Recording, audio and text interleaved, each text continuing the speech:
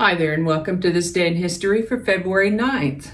February 9th is the 40th day of the year in the Gregorian calendar, with 325 days remaining until the end of the year, except for leap years when there are 326 days remaining to the end of the year. Today's word is subjacent. Subjacent. That is an adjective which means lying under or below something. Comes to us through Latin, originally from an Indo-European root that means to throw, which is also the source of jettison, eject, project, reject, object, subject, adjective, and joist. I'd like to take a moment to remind you that links to my research are included in the show notes and ask you to go ahead and click that like button. Consider subscribing if you haven't already, and feel free to share this video. With that, we're going to start in the year 1773 with the birthday of William Henry Harrison. William Henry Harrison went on to become the 9th United States president, and a few interesting things about William Henry Harrison are that he was the oldest person elected to the presidency at age 68 plus, a record that he held until Ronald Reagan was elected in 1981 at 69 plus. William Henry Harrison gave the longest inaugural speech on record at 1 hour and 45 minutes. Unfortunately, it was a very cold day when he did that, and he caught a cold, which developed into pneumonia. And so he served the shortest term on record when he died of that pneumonia 31 days into his presidency. This made him the first president to die in office. A brief constitutional crisis ensued as they tried to figure out whether the vice president would merely execute the duties of the vacant office or actually assume the office. Also, he was the last president born as a British subject in the 13 colonies before the start of the Revolutionary War. So, William Henry Harrison, happy birthday. In 1775, the British Parliament declared Massachusetts in rebellion. 1778, Rhode Island became the 4th state to ratify the Articles of Confederation. In 1824, no presidential candidate received a majority of electoral votes, so the U.S. House of Representatives voted to elect John Quincy Adams, who won fewer votes than Andrew Jackson in the popular election, as President of the United States. On February 9, 1864, Union General George Armstrong Custer married Elizabeth Bacon. In 1895, a fellow named William G. Morgan created a game he called Mintonette, which soon came to be referred to as volleyball. On February 8, 1918, Ukraine signed a peace treaty with the Central Powers. Back during World War I, Congress enacted the 1918 Standard Time Act, which defined standard time zones and daylight saving time in the United States. The idea behind this was to conserve fuel and enable the country to better utilize resources.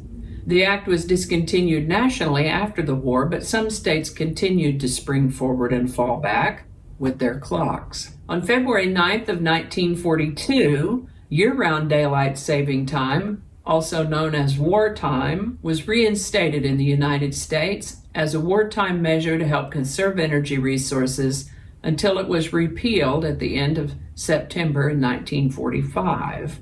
Then in 1966, Congress passed legislation setting a standard time which stands to this day.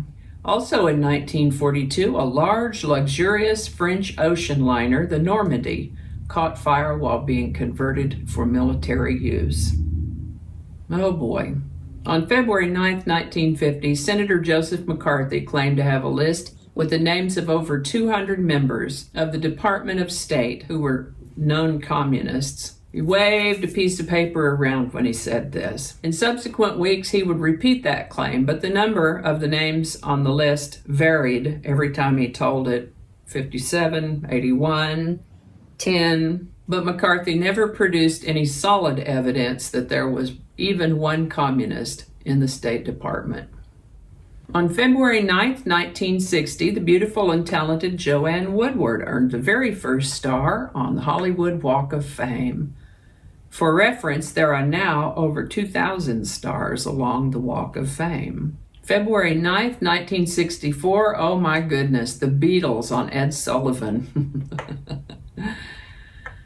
Yeah, the Beatles on Ed Sullivan. Well, there's a link in the show notes to that performance. Live music, hysterical, screaming audience. The Beatles on Ed Sullivan.